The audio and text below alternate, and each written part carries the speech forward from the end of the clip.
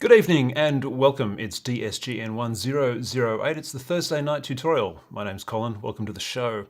If you're watching on live stream, welcome to you as well. Just a reminder to those of you who haven't been in one of my subjects before, if you're watching on the Teams meeting, you also have the option to watch on live stream on YouTube. Those links are available to you in the sidebar menu on Blackboard. And if you are on YouTube, make sure that you do the YouTube thing, like, comment and subscribe.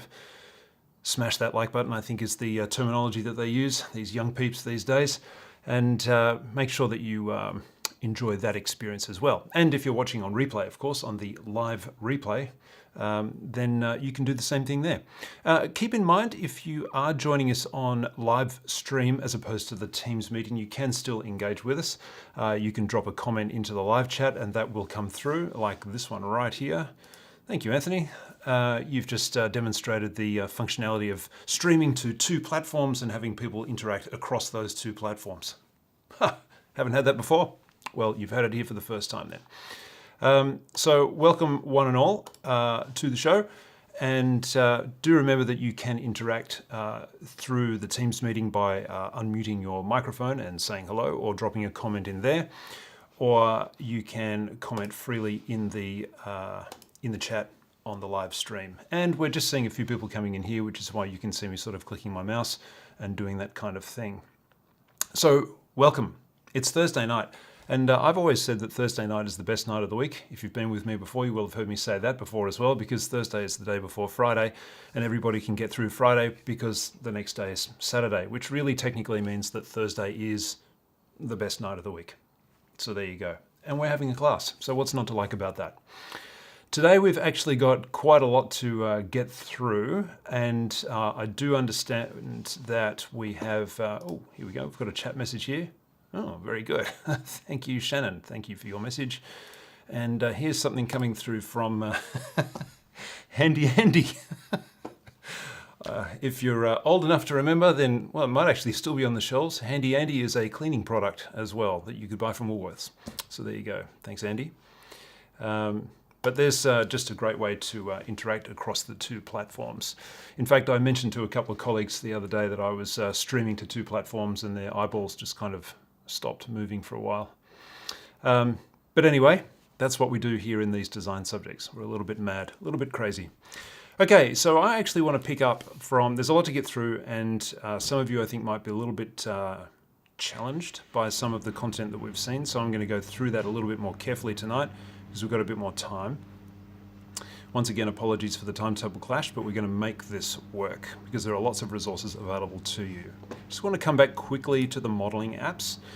The modeling app that I'm using for the resources that I develop for these items right here that are on my hands is Shaper 3D. It is a professional parametric history-based modeling app, much like Fusion 360, although Fusion is built for a different market and a different audience and has a lot of capabilities that Shaper doesn't have, and vice versa for Shaper as well, because the main reason why I use Shaper is its seamless workflow across all devices, including iPad, Mac, OS, Windows, and Surface tablets, and the like.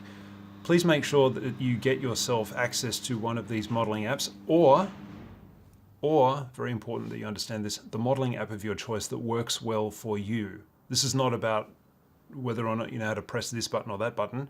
This is about how you express yourself in creating design projects. But these are the two that I thought I would mention, and there are many more. And I've also noticed that some students are using other ones, and that's perfectly fine.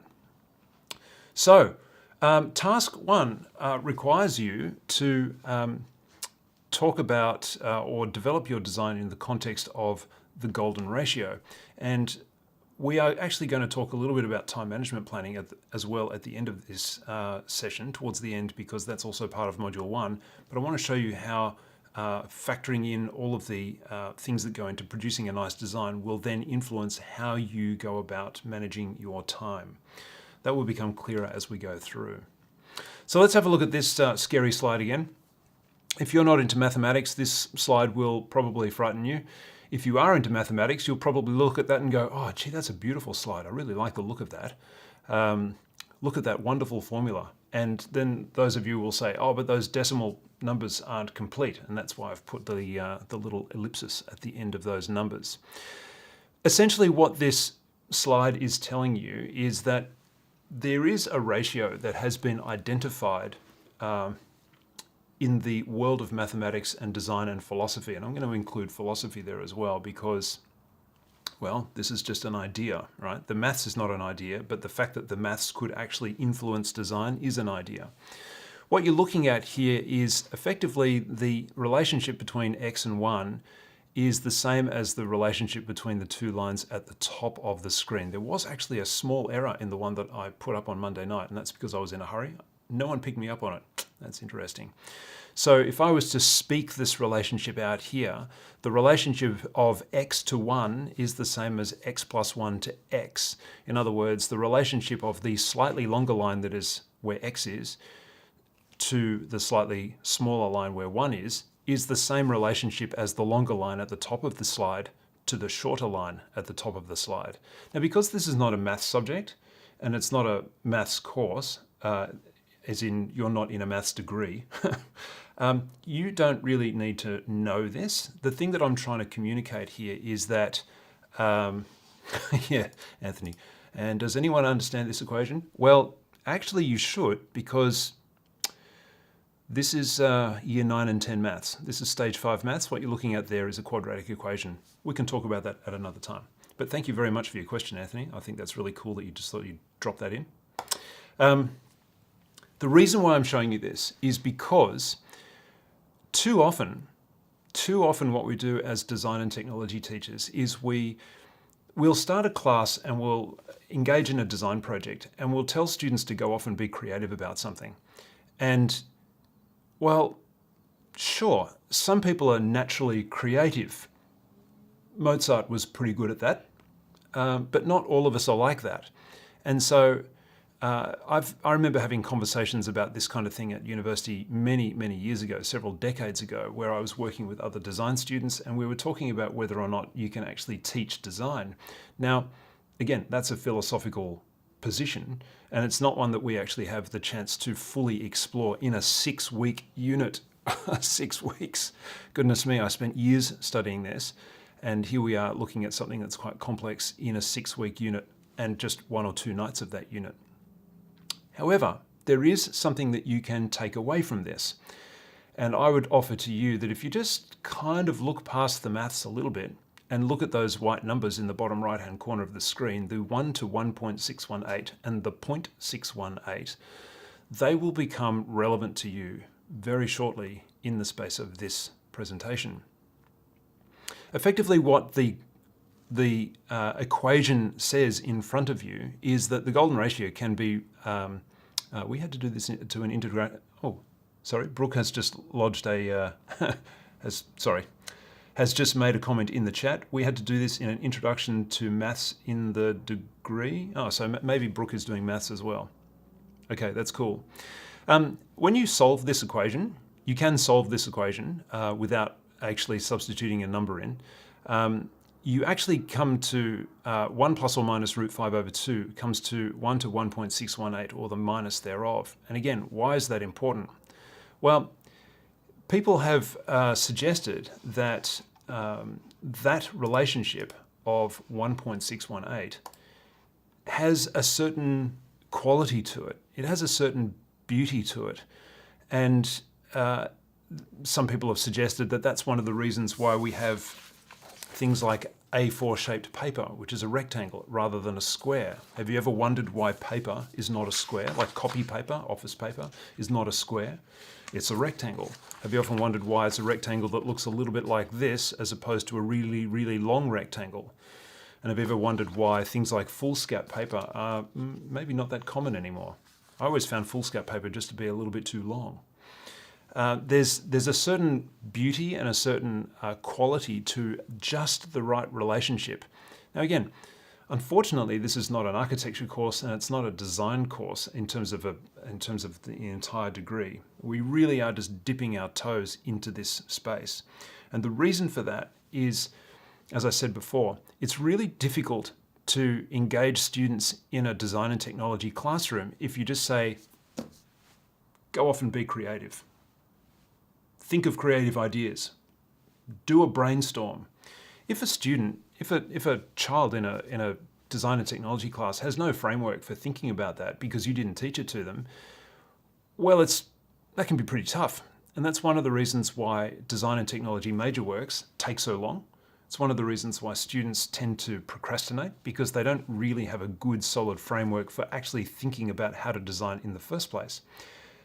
Years ago, one of my first tasks in a design degree that I did was to take a pen, like this one, and draw a rectangle on a A4 piece of paper and stick it on the wall. And that was it.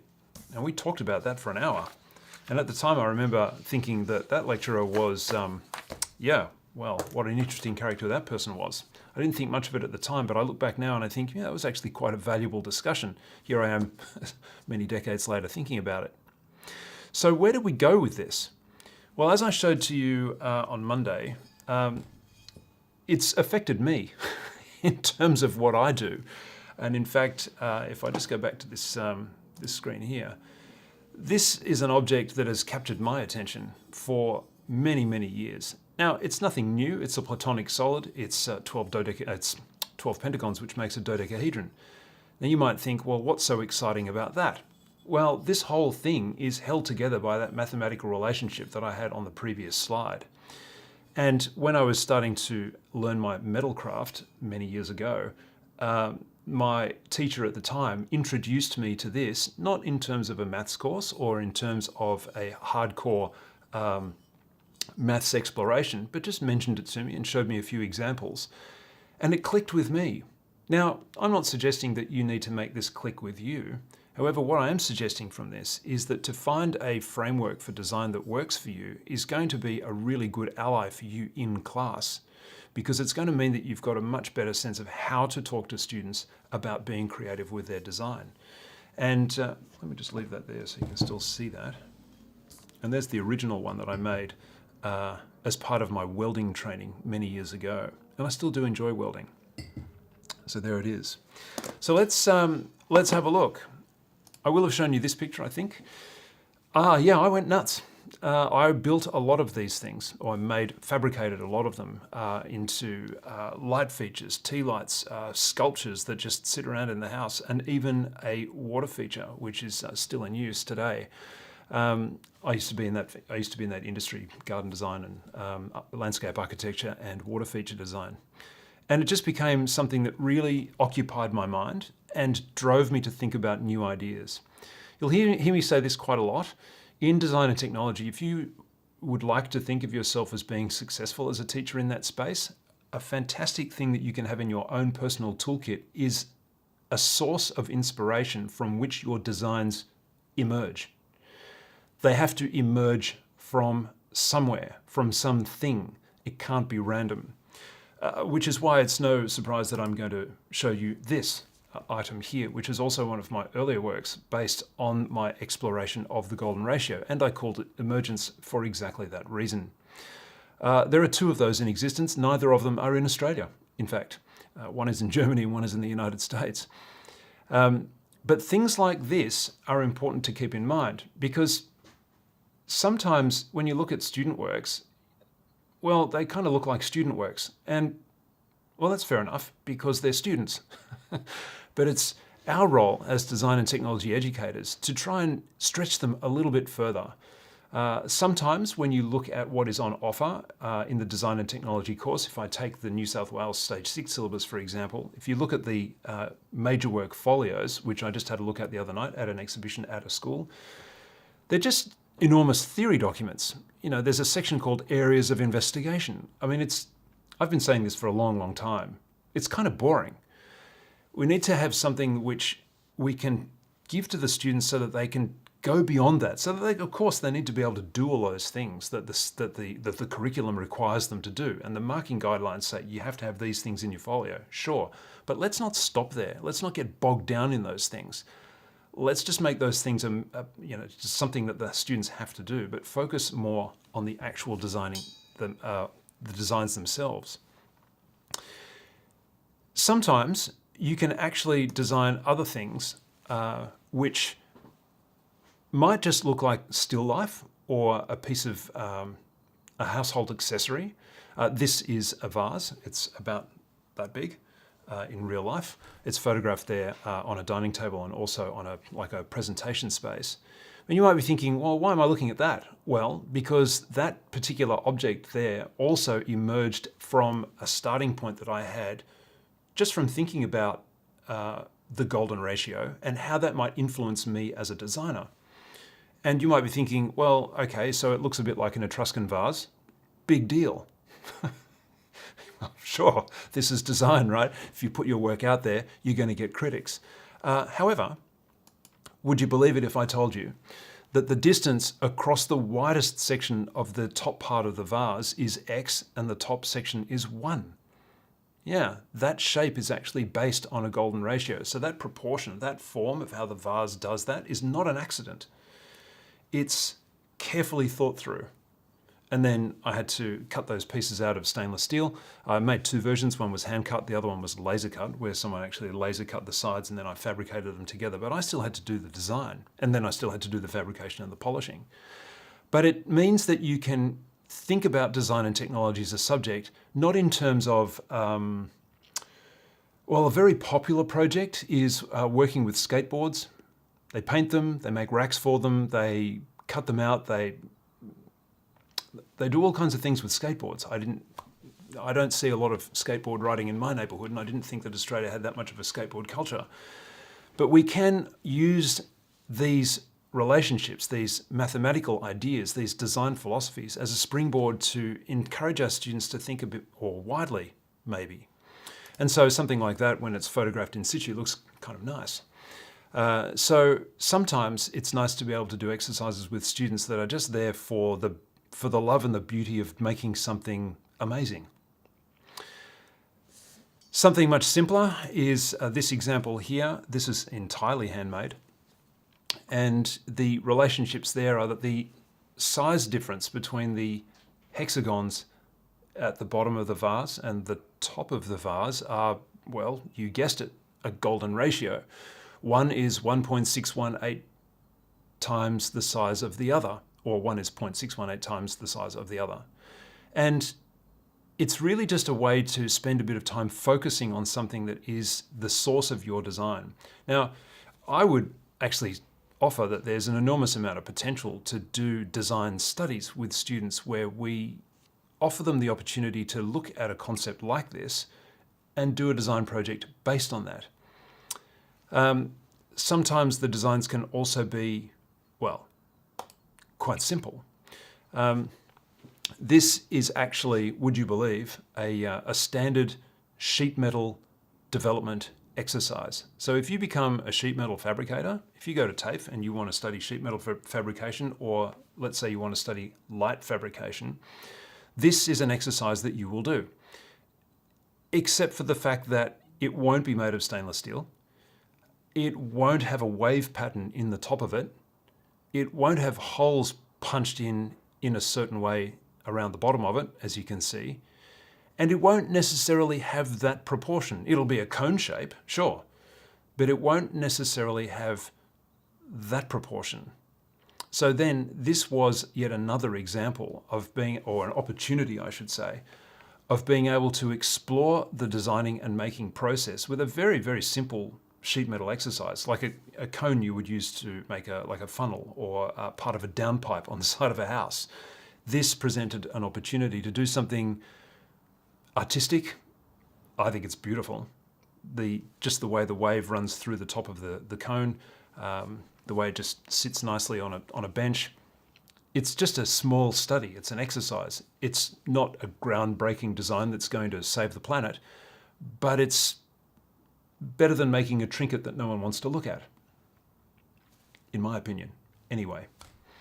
So I'd like you to consider how you might think about letting something like the golden ratio appeal to you and how you might incorporate that into a design which is going to run over the next 2.5 weeks.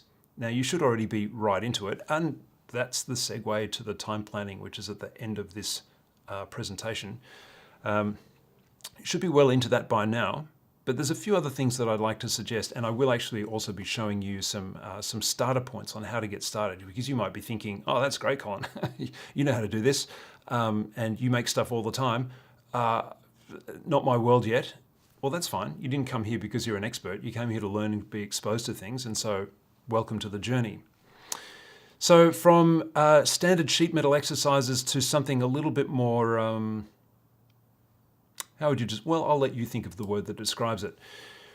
Sometimes with students, you might like to choose to do a jewelry unit. It's very popular with stage 5. So stage 5 is years 9 and 10, and sometimes also in stage 4, usually towards the end of year 8, where teachers will get students to work with bits of copper or bits of brass and maybe bits of acrylic, cut them out with some shears, stick them together with epoxy glue, put a keychain hanger on them, or maybe some earring findings or something like that, and they call it jewelry. Now that's fine. However, upon what basis did you start that exercise? Did you just say, go off and make some jewelry? Or here's some copper and do a design? Upon what basis was that started?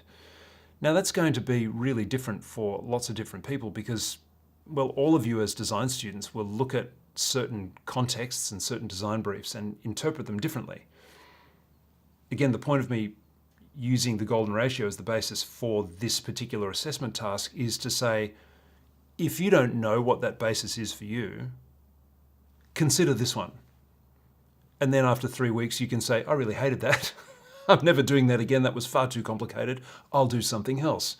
You might say, do you know what? I've always really liked old Art Deco buildings, and that's something that I'm really into, and I just love the deco design. And there's maybe a little bit of deco in those earring designs there, maybe just a tiny little bit. And you might use that as a launch point for all of the work that you do, or predominantly the work that you do with your students. It gives it something to stand upon. It gives it a grounding for your students to say, right, design isn't necessarily just a random thing. We can think about this from first principles. And the golden ratio is a very, very old first principle, a very old one. And there's heaps of stuff available on how that particular ratio has been interpreted through historical designs and new designs. And we're going to have a little bit of a peek at that in just a moment. So, how about that? Something else which is going to be a little bit closer now to something that you will have maybe already seen in the materials that are available on Blackboard. Yeah, this is also a real object. It's around about this big, and that's entirely handmade. So all of the metal is hand cut except for the holes, which were punched using a giant machine where you just pull the handle like this and the punch goes ka-chunk through the metal. It's made of 2mm thick stainless steel, so quite chunky, quite heavy, and all of the corners are, the whole thing is welded and hand finished. Yeah, you could say that there was quite an exploration of this relationship going on, and these are all works that I was doing as I was a teacher. So this is not something I've done as a professional thing before I entered education. These are all works that I explored whilst I was working in a school in Sydney with senior design students. And the great thing about actually making your own stuff is that you can show students that you can do stuff.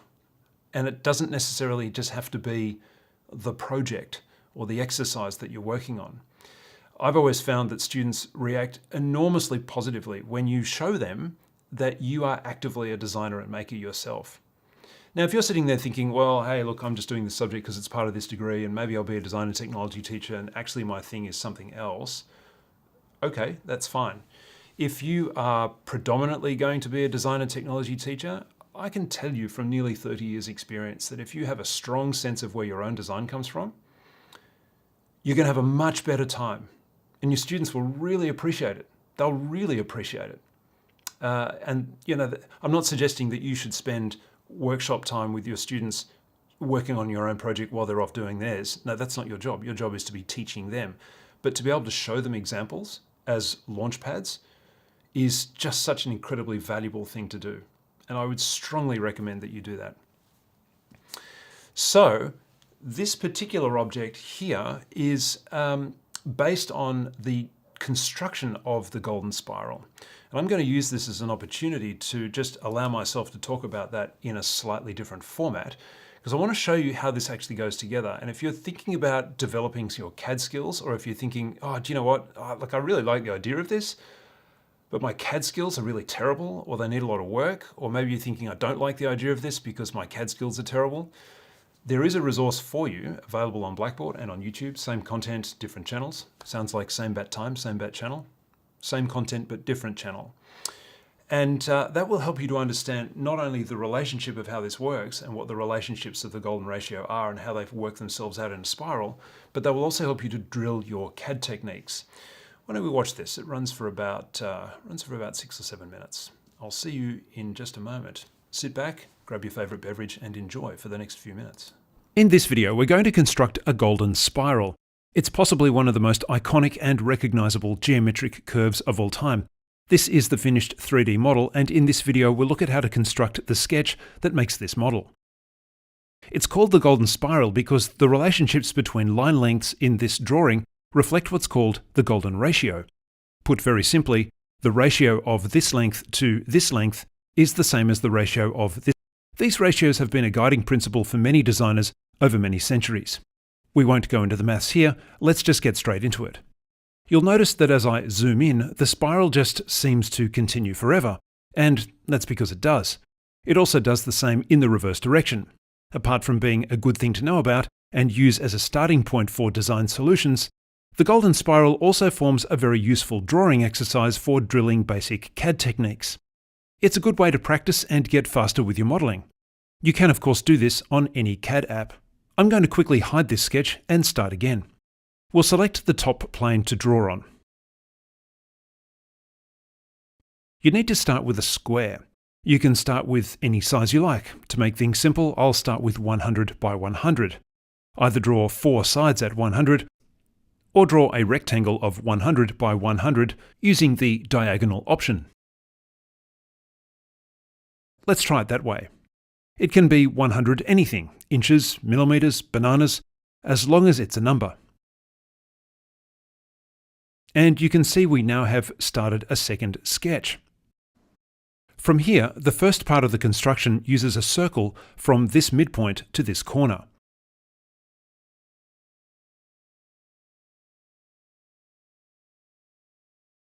Then draw a line from this corner to this quadrant of the circle.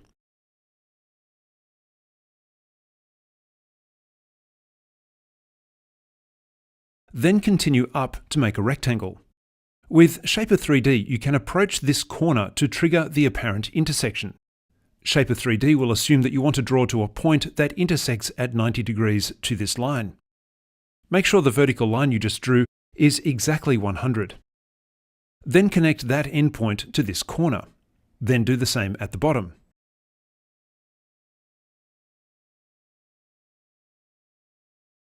At this point, we don't need the circle anymore, so you can delete it. You need the square, but take a look at this. There's your first golden rectangle. Now focus on this point. Draw a circle from this corner as the center to this radius point. We only need this quadrant, so select the trim command and trim off the bits we don't need. Then draw a circle from this endpoint to this radius point.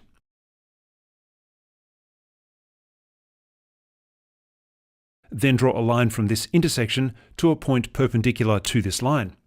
The perpendicular constraint will show, confirming that it is actually a perpendicular connection. We don't need the circle now, so delete it. Now draw a circle from this center to this radius. We only need this quadrant, so use the trim command to trim off the bits we don't need. Can you see what's happening? There's a beautiful tangent point being formed here. Let's continue. Now draw a circle from this center to this radius point. Now draw a line from this intersection to a point perpendicular on this line. We don't need the circle anymore, so let's delete it. Now draw a circle from this center to this radius point. We only need this quadrant of the circle, so use the trim command to trim off the bits we don't need. Now draw a circle from this center to this radius point. Now draw a line from this intersection to a point perpendicular to this line. We don't need the circle anymore, so delete it. Now draw a circle from this center to this radius point. We only need this quadrant of the circle, so use the trim command to trim off the bits we don't need. Now draw a circle from this center to this radius point. Now draw a line from this intersection to a point perpendicular to this line. We don't need the circle anymore, so let's delete it. Now draw a circle from this center to this radius point. We only need this quadrant of the circle, so use the trim command to trim off the bits we don't need. Can you see what's happening here? Continue this pattern for a few more revolutions until you see the spiral really working. I'll turn the first sketch on again to superimpose it on the second one, and you can see how the spirals match up perfectly. Now let's turn this thing into a 3D model. I'll turn off that first sketch again. Using the second sketch, let's rotate around a bit to get a perspective view. For this next part, we don't need the straight lines, so we can delete them. Select the trim command, and then select the straight lines. And we're left with this beautiful spiral. Using the offset command, offset each section 2 mm.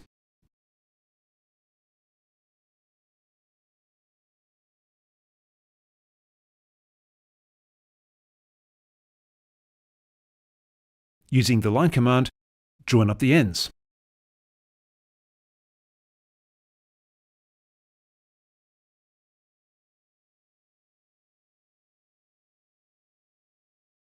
We now have a region that can be extruded. Exit the sketch, and let's extrude this up 20 mm. What we have here is a spiral made up of quarter circles that goes on forever in both directions, smaller and larger. Now, if it's a golden spiral, let's make it golden. Navigate to the visualization space. Select a gold finish, and then go to a darker exhibition space. You can see I'm in a dark one at the moment, but if I select a lighter one, you can see that the gold color doesn't look quite as striking. I reckon that looks awesome. And that's how you create a golden spiral. You can make it as long or as short as you like. It just depends on how many repetitions you want to go through. If you found this video helpful, then hit the like button, leave a comment or question, and consider subscribing for more tutorials like this one. And we'll see you next time.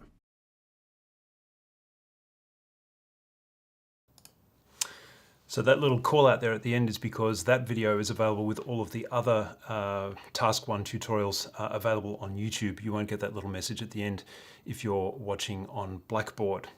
But hopefully that gives you an idea as to how that particular construction can work to actually then turn into a three-dimensional model. And that's something we're going to have a look at now.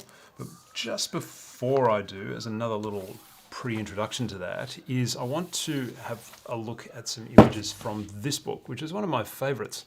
If I just hold that like that so the light's not shining on it. This book is called Nature in Design by Alan Powers. It's a 1999 book, and yeah, here's a little secret for all of you out there in the online world. Not everything that's good is on the internet. You can actually find really nice things to read in hardback like this. And occasionally what I'll do is if I'm looking for something to inspire me, I'll come back to this as a resource. And something that I've done for this particular session this evening is I've taken out a few of my favorite images, and we're just going to have a very brief look at those because I think they also form a really good starting point for thinking about how to construct your Task 1 response. So let's have a look here. So here we have the book title, Nature in Design by Alan Powers, 1999. It's available from Conran Octopus Publishers. This is a fantastic image here. When I look at this image, I look at that and I think, well, that makes me think of the fact that, well, maybe there's nothing new under the sun and that beautiful things existed long before we could even think of them being beautiful. I just love the way the ram's horn and the eye there just seem to resonate with that particular image of the ionic column.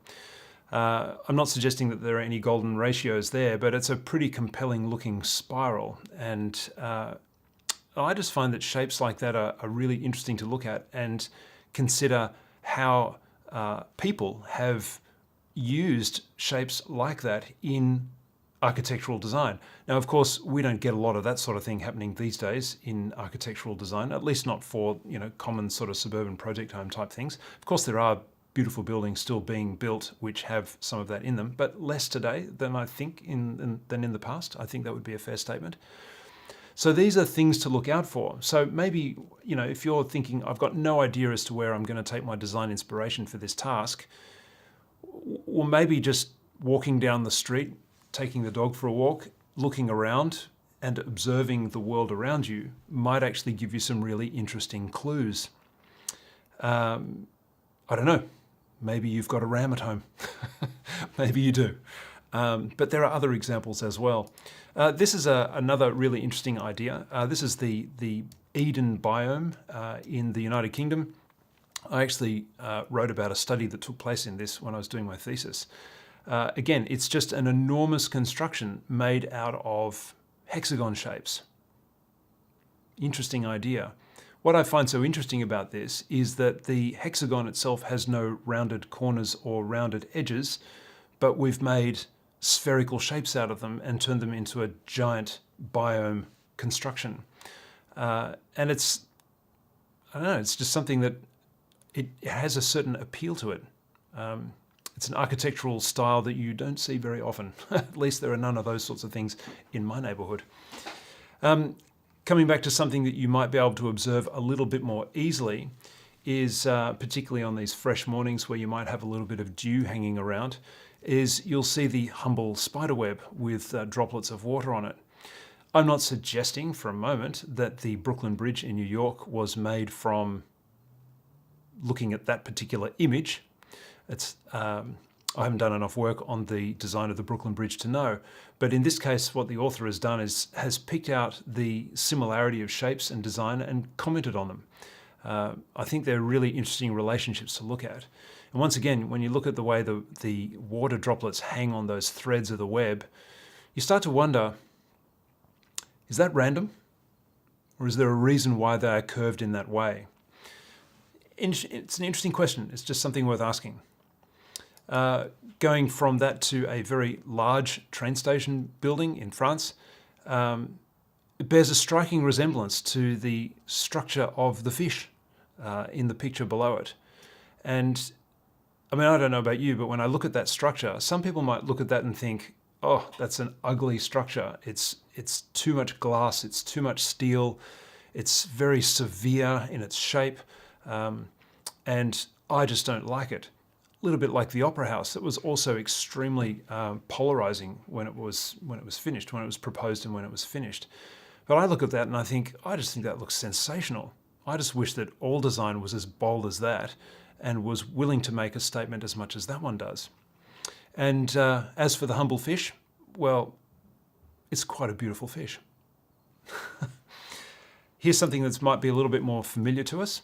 Again, this is straight out of the book. It's these are all page referenced here. This is Wave Rock in Australia. I've never been there. I have been to Central Australia, but I haven't been to Wave Rock. And the author here draws the comparison between Wave Rock and the construction of certain elements of Kennedy Airport in New York. And once again, to identify something that's beautiful and something for you to look at and something for you to enjoy or maybe base your idea of designing and making from. Now remember this is we're not talking about a design course here. It's really just a quick excursion into thinking about design a little differently. I would encourage you to look at forms and shapes like this and start to draw these relationships together yourself. You might surprise yourself. This one here is absolutely gorgeous. The gastropod shell and this spiral staircase. Absolutely gorgeous shapes. And once again, you can see the spiral thing coming back. Lots of people have suggested that the spirals that we see in shells is actually the golden spiral, and the relationship is pretty close. Whether each one is exactly a golden spiral is hard to know. But you can see here that there's clearly a relationship between what already exists naturally in the world and to the way this designer has interpreted that and incorporated that into their design. Once again, I was about to say I apologize, and maybe I do. This really is a whistle-stop tour through these ideas, but given the time that we have available, I think it's a good idea for us to consider these images. So coming back to your assessment task though, what does that mean? Well, I showed you these images here earlier in the week, actually by doing this. Once again, here we are. I'm actually wearing them on my fingers right now. The task at hand for you is to come up with a signature ring. Now you might be thinking, well, that's all fine, but I can't design something that looks like wave rock or has the intricacies of a spider web, or let alone a gastropod shell. That's just way beyond me at this time, and I'm really busy and I've got other things to do, and I'm just hoping to get through this unit. I totally get it. I fully understand that, which is why I'm going to suggest a few things for you this evening, which are going to be starting points for you to design your own signature ring. Now, that said, that doesn't mean that you have to necessarily do something that's overly simple and just say, right, I've done that, I'm going to get a pass, see you later. This is an opportunity for you, if you have the time and if you have the inclination, to really go for it and to really explore and enjoy and do this in a way that maybe you don't have to do for other subjects.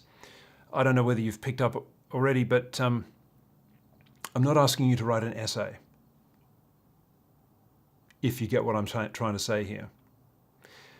Instead of spending hours writing an essay, and look, I'm not saying that writing an essay is a bad thing. I wrote a thesis which was 92,000 words. So I'm not anti-writing. I like writing. But in this case, it's not about the writing. So where do we go from here? Well, something that I explored as a sample for this is a ring that looks a little bit like this, and the big red arrow there is pointing to my signature logo, which is part of this particular task. That needs to appear somewhere on your design. Now you might look at that and go, hang on a second, weren't you just talking about doing something super simple? That looks really super complicated. And well, yeah, it is. And that's because that particular design uses the same shape as a Pringle chip. So you've got that wave design happening again, and then that's rotated around an axis and then set into that ring, which also has, it's not a cylinder, it's actually got a taper on it. So there's some complexity happening in that one. And you might think, well, that's not going to work for me. Okay, if that's not going to work, where does it start?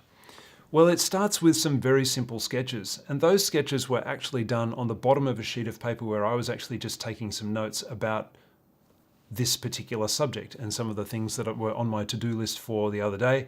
And I thought, I want to show people that your sketch can be really super simple to begin with, as a launch pad, as something to say, right, I've started here, now I'm going to move to there. Now, in the previous subject, 1009, we actually looked at sketching in more detail, not looking at the actual sketching part so much in detail in this subject. However, I did want to include this because you can see here that those are actually real things that have started with very simple sketches, and you'll see them in just a minute. And once again, I've put the two numbers there, 1 and 1.618, or 1 and 0.618. Try to keep that relationship in the back of your mind as we look at these images. So let's look at some ring starters. Here we go. You might do something as simple as a ring which has a diameter of 20 millimeters, and you can see that I've got my calculator out there, just up there. You might say, well, all right, as far as modeling is concerned, I can really only get to a cylinder. And if that's where you're at, then that's where you're at. That's all there is to it. But you could make the diameter of the cylinder 20 millimeters and the height of it 12.36. And well, yeah, there's a golden ratio there, because when you tip it on its side and look at it as a rectangle in end view, you'll end up with a golden rectangle, which is a golden ratio. Pretty simple. The other thing that you could do is you could just make a normal cylinder. That cylinder down there has a 5 millimeter width and a 20 millimeter diameter. That's the ring part. And then you could say, well, I've seen people wear rings where they're just these enormous square shapes on top of something that's grabbing onto their finger, for want of a better description. And you could say, well, I'm going to put a pattern onto a fairly ordinary rectangle shape. I'm just going to make sure that that rectangle shape actually represents a golden ratio. There you go. There's a golden ratio in your design just like that. A very simple start, and you've already met one of the main criteria. Now, I will reiterate, it is a simple start. And that's why in task 1, you'll notice that in part C, bullet point 3, it talks about exceptional design and attention to detail, the creativity factor. In this task, I'm actually going to consider just how much work you've put into the creativity factor of your design. Now, if you do something really super simple, it means that you'll pass, because we're not here to trick people or fail people, but we are also here to try and give people the opportunity to do really amazing work, really incredible work. Here's number 3. This is something which is provided for you as a video tutorial. You could follow the video tutorials to the letter, and you could produce this and just make a simple cylinder and throw a golden spiral straight onto the side of the ring. Well, you would have met the design criteria of a golden ratio has to be present in your design somewhere. Now, you could use that and then start to modify the rest of the ring, and that would be entirely acceptable. That's a simple variety. Here's the same idea, but slightly more complex. You could get rid of the cylinder altogether, and then you could do what's called a pattern rotate of that particular spiral element, join them all together, and there's a tutorial of how to do that available for you. You could watch that after this session and go, oh, that's how we did it. And then you put a nice render finish on that of a nice, well, I've used silver there, but you could use anything you like. And there is a ring that is made of many golden ratios that, in fact, they're all joined together. And you can actually 3D print that using resin, and it would come out absolutely spectacularly. You'd have trouble printing that with an FDM printer. You'd have a lot of trouble printing that. But resin would do a beautiful job of that particular job. You could also do something that's a little bit simpler. You could, once again, I've got my calculator out there. You could say, I'm going to take a fairly simple ring idea, and I'm going to make rectangular panels. I'll make the small size 6, and then I'll make the other side 9.708, and then I'll pattern rotate those around a ring. And then maybe I'll do something with those flat surfaces. Now that's starting to look even just a little bit more interesting. I quite like those geometric shapes. If you're wondering what that reflection is, that looks like a hexagonal triangular reflection. That's the rendering software just pretending that it's in an exhibition space, and so it's actually reflecting items onto that reflective surface. It's very clever. But again, that's a very simple way to start. You could also then say, well, I think I'd like to try something a little bit more adventurous, very simple, but you could try just a very simple taper. Don't know why, but this one makes me think of Lord of the Rings, maybe because it's gold and it looks precious. And it's got a taper in it, which is, well, it's governed by thinking that comes from the golden ratio. Once again, I've got my calculator out there. If I look at it from side on, and one end is 5 millimeters from top to bottom, and the other was 8.09, the diameter is still 20 so that it fits on my hands. Well, suddenly I've got a basis for actually creating a taper, rather than just saying, oh, instead of making it go vertical, I'll make it go like that. You're saying, no, I'm actually going to give it a reason to do that, and it's going to go like that for a very specific reason and in a very specific way. Takes the randomness out of the design, gives you a framework to think about, and it also gives you something to talk about, most importantly with your students.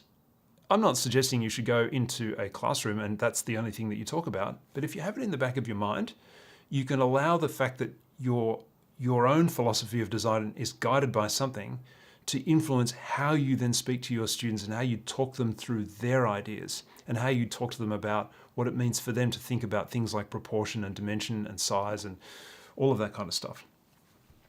So they really are just starting points. Now, in terms of how you get started with this, well, you do have limited time. I want to talk more about this again on Monday night, but I'm just going to flag it for now because this was in the Module 1 content. And incidentally, it's 10 to 8. I'm actually going to finish this a few minutes before 8 o'clock because there's been a lot to cover in this particular session, and I think it would be much more valuable for you to go off and do some work on this yourself. And that also means that I can actually deal with the timetable clash as well, because that timetable clash that was a situation on Monday is also a situation on Thursday. But that's why I've tried to pack in as much as I can to this first hour here so that you've actually got something to go and think about. And to do that, you need to think about your time planning using what is very commonly used in schools and called a Gantt chart. The Gantt chart has been around since forever. Well, actually, that's not true, but it's been around for a long time. And people commonly use it, and you can get project management software that reflects what a Gantt chart actually looks like. It's really quite a simple thing. It doesn't have to be very complicated at all. You can see here that it's really just, and I'm just flagging this now, and you can go back to the module content and have a look at it in more detail. And you can also pause the video now and then have a look at it later. Or you can also ask me a question by email, as someone did today. It's really just a very simple case of saying, okay, there are two things that I need to do. I need to do the logo and the ring, and I'm going to list out all of the tasks that are involved in that. And in this case, it's actually pretty much the same thing for both of those things. And then I need to provide some sort of a chart or way of being able to chart out exactly how much time I'm going to spend doing these things. And you can see here I've got week 1, week 2, week 3 of this particular term because it's due at the end of week 3. And what you do is you put in some sort of an entry into a cell next to your task, which tells you roughly when you're going to do this. Now you can see here I've used green for planned, and then there's a red pattern. It's got you can't really see it there, but you'll see it more on the next one. Use a red pattern to indicate when you actually did something. So it's a bit of, this is when I planned it, this is when I actually did it. Sometimes those two things were well apart, and sometimes they overlapped. It's really as simple as that. It's about thinking, I have to do this, this, this, and this, and I'm going to do these on these particular days, and that's gradually going to work its way down to the submission date, which is the Sunday of week 3. And you can see in this particular case, some of the tasks I've done before they were planned, some of them I've done after. It's really just for the sake of example. And you can see right at the end there, at the submission line, the green dot or the green cell is the submission date. And I actually completed it on the day before because I was super diligent and I gave myself the Sunday off. What that actually looks like when you take it out of Microsoft Excel, if you print it, is it looks like this. And you can see the patterns render a little bit better when you do that. Again, it's really just a way of saying, I planned to do things on the green days. When I actually did them was a little bit different for some of them, but not necessarily all. Sometimes I was actually right on schedule, sometimes I wasn't on schedule. But in the end, it all came together and I finished on time.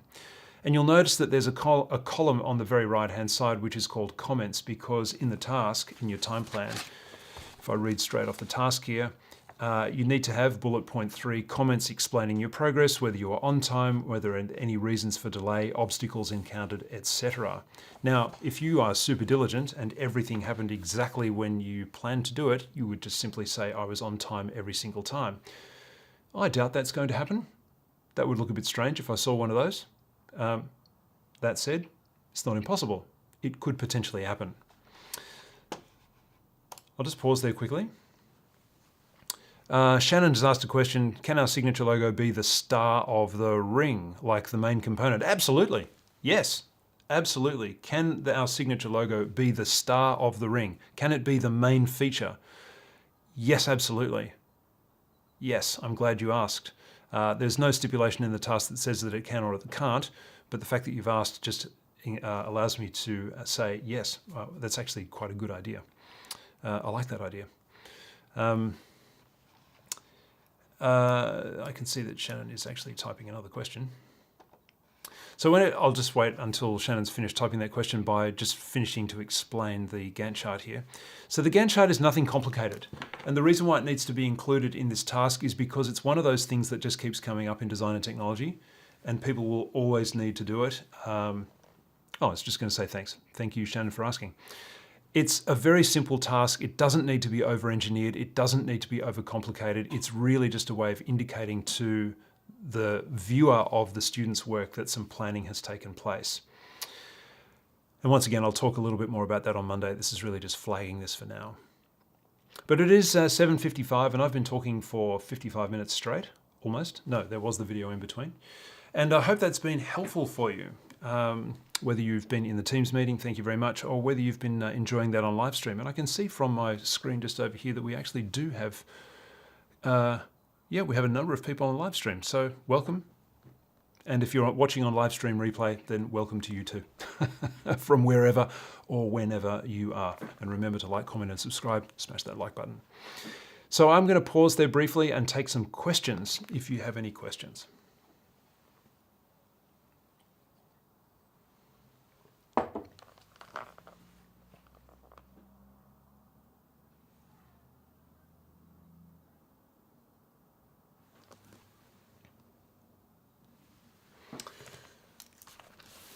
Feel free to unmute yourself and just say hello if you wish as well. You don't have to, but you can if you want to.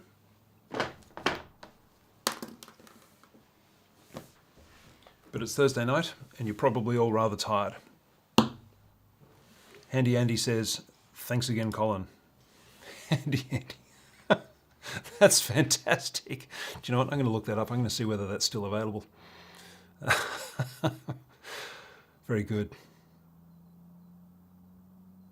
Well, it looks like we have a situation of no further questions, Your Honour. So what I'm going to do is invite you all to submit your questions to me by email sometime later on in the day or tomorrow. Or you can submit your questions on the discussion board, which I check a couple of times a day. I'll get back to you there as well. And until then, I wish you all... here's another question. Can we use any Gantt chart design?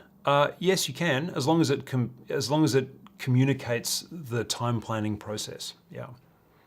All we need to see is some sort of an indication of this is what was required. I started here, I finished here, and this is what happened in between. So the answer to that is yes.